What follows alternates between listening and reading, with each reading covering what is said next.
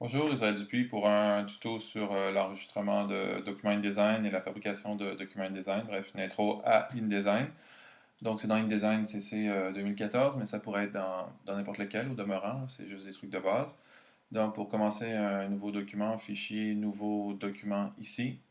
Les formats de page ici, ça c'est les formats européens. On va choisir un format de lettres américain, donc notre format lettre pour qu'on puisse l'enregistrer sur un 8,5-11. On va laisser tout ça tranquille. Ça, c'est ce qu'on a dans les trucs avancés. Par contre, je vais vous demander de cliquer bloc de texte principal au début pour pouvoir taper directement dans la page. Nombre de pages, on va écrire 10 parce que, donc, si on voudrait 10 pages. Et voilà, on va juste cliquer sur OK. Et on a notre page qui arrive ici.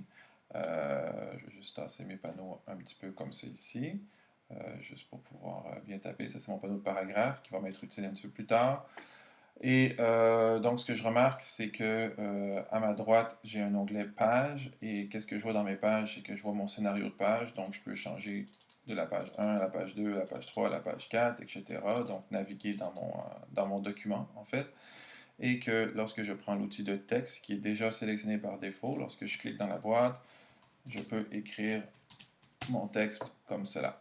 D'accord, ok, bon. Alors, la première chose qu'on va faire, donc, on va juste aller placer une image, juste pour voir comment placer une image. Donc, fichier, importer ou commande D, CTRL D sur PC. Donc, fichier importé. Notez là, que, juste, c'est important, là, lorsque vous faites importer, il ne faudrait pas que votre curseur flash dans une boîte. Donc, si c'est ça, c'est pas bon, parce que mon image va être ancrée sur mon bloc de texte, et donc je ne pourrais pas la manipuler comme je le veux. Donc, juste s'assurer qu'on ait bien la flèche noire dans les mains, petit détail, la flèche noire dans les mains, et que notre curseur ne flash pas dans la boîte de texte. Et là, je peux y aller avec Fichier, Importer, et je peux prendre mon image. Tiens, on va prendre celle-là ici. Je ne sais pas ça pour le moment. J'ouvre. Et là, mon curseur affiche comme s'il était rempli de l'image. Et tout ce que j'ai à faire, c'est de draguer un rectangle de la taille de l'image. Donc, de la taille où je voudrais avoir l'image. Toujours avec ma flèche noire, donc mon outil de sélection. Je peux venir déplacer mon image pour la positionner à l'intérieur de l'espace. Il y a des outils pour être plus précis, on va les voir plus tard.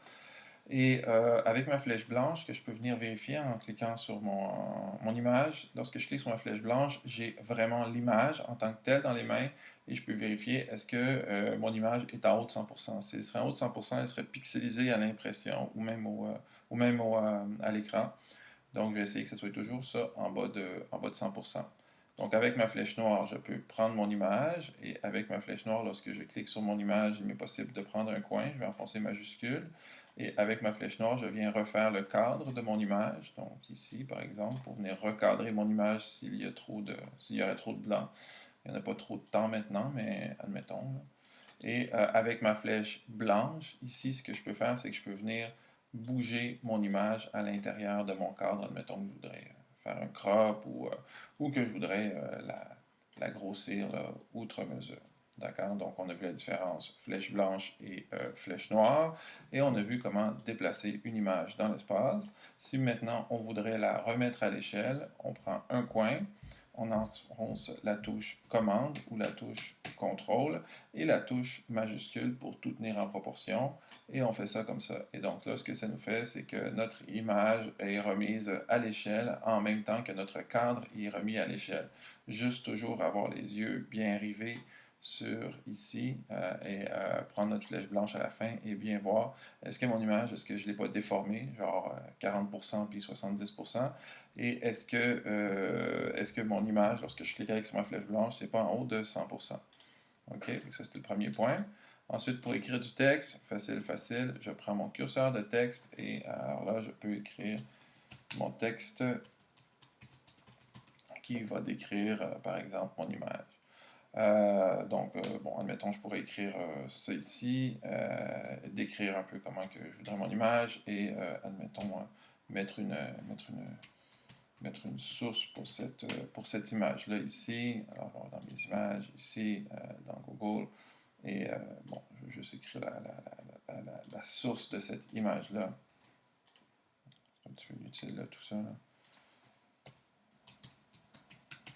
Admettons. OK?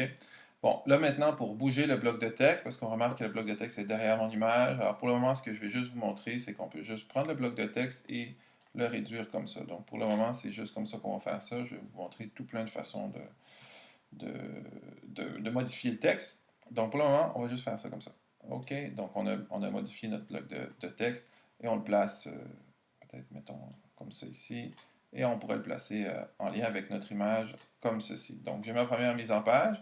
Admettons que je vais faire ma deuxième mise en page. Je vais aller sur ma deuxième page et je vais recommencer. Donc je m'en vais sur ma deuxième page. Je fais fichier importer et je m'en vais chercher mon deuxième diagramme qui est d'ailleurs, quand j'ai mon bloc comme ça, je drague un rectangle comme ceci. OK?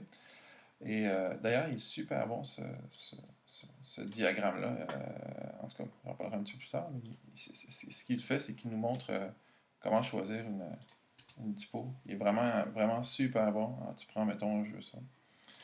Alors, donc, j'ai mon diagramme qui est placé ici. Et ensuite, je vais taper mon texte. Donc, je vais taper mon texte. Je vais juste placer mon curseur. Et, oups.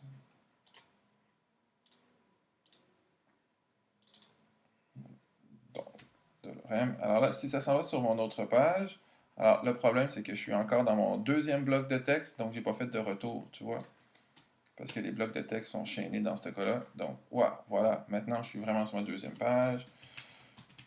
Sur mon site, amen. Source, deux points. Et là, je vais aller me prendre une source, peu importe ici, hein, mettons, je m'en vais prendre une deuxième source différente pour mon image. C'est super laid ce que je suis en train de voir. Quelque chose comme ça, et je mets mon bloc à l'échelle, comme ceci, comme cela, et ne pas obliger à la fin de faire mon petit retour pour me rendre à ma page suivante et avoir mon curseur qui flash dans ma deuxième page. Oups, Enter, et voilà, et so on, and so forte, donc je continue et je fais mes pages comme cela. Juste remarquer que mes blocs communiquent, donc si par exemple je réduis ce bloc-là, ma phrase saute sur l'autre bloc. Si je l'augmente trop, mes phrases du bloc précédent remontent dans ce bloc-ci. Donc, c'est ça, c'est ce qu'on appelle les blocs chaînés, donc des blocs qui communiquent. Alors, juste un dernier truc, allez dans votre fenêtre lien. Donc, comme je vous dis, c'est le premier tuto, ça fait que c'est des trucs bien de base. Donc, dans la fenêtre lien, je vais cliquer sur mon image, je vais aller sur le menu contextuel et je vais cliquer sur importer un lien. Je vais cliquer sur une image, je vais aller sur le menu contextuel, puis je vais cliquer sur incorporer un lien. Donc, incorporer, hein, n'est-ce pas, pour que mon image soit dans mon document et que donc, lorsque j'enregistre mon doc, par exemple sur mon bureau ici, donc j'enregistre mon doc, eh bien, j'ai juste besoin d'avoir ce point INDD là pour le transporter. Petite note, si on a une version supérieure, donc admettons que j'ai InDesign CC 2014 et que je m'en vais vers un InDesign, je sais pas moi, CS5 ou CS6, ce qu'il faut faire, c'est enregistrer sous et ici, choisir IDML. Ça, c'est le format d'échange qui me permet, donc InDesign 5 ou Design CS4 ou ultérieur, qui me permet de me promener avec mon fichier puis de l'amener dans d'autres ordi. On peut perdre un petit peu de trucs là, avec ça, entre autres les calques, mais ça va quand même, c'est pas si pire. Alors, c'est ça, c'est tout pour le tuto.